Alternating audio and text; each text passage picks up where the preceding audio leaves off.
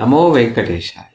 మనం జ్యోతిష శాస్త్రంలో ధనస్థానం గురించి ఒక మంచి పాయింట్ చెప్పుకున్నాం.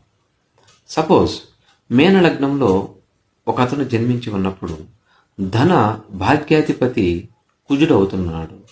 ఓకే, మేన లగ్నం పక్కనే మేష లగ్నం ఉంటుంది కాబట్టి దానికి అధిపతి కుజుడు అవుతున్నాడు.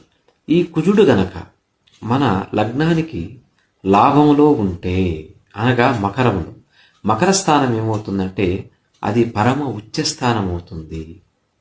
ఇలా ఉచ్చబొంది గ్రహం ఉంటే విశేష ధనయోగం కలుగుతుంది. తరువాత తనతో పాటు పంచమ స్థానాధిపతి అయిన చంద్రుడు, మీనలగ్నానికి పంచమాధిపతి చంద్రుడు అవుతున్నాడు. చంద్ర కుజులు ఇద్దరూ కలిసి మకరంలో గనక ఉంటే విశేషమైన ధనాన్ని ఆర్జిస్తాడు.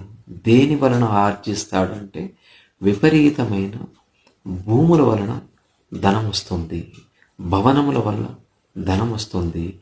ఎక్కడ భూమి మీద తను ఇన్వెస్ట్ చేసినా సరే అపర కుబేరుడు, కోటీశ్వరుడు, కోటాను కోట్లకు అధిపతి అవుతున్నాడు. కాబట్టి మీనలగ్నానికి ధన భాగ్యాధిపతి కుజుడు.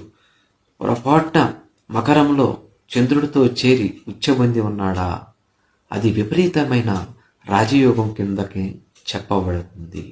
కాబట్టి మీకెవరికైనా అటువంటి రాజయోగం ఉందా, అలా మకరంలో కుజుడు ఉచ్చబంది ఉన్నాడా, మీరు తెలుసుకోవాలనుకుంటున్నారా? మీకు గనక తెలుసుకోవాలనుకుంటే నన్ను సంప్రదించండి. నమో వెంకట.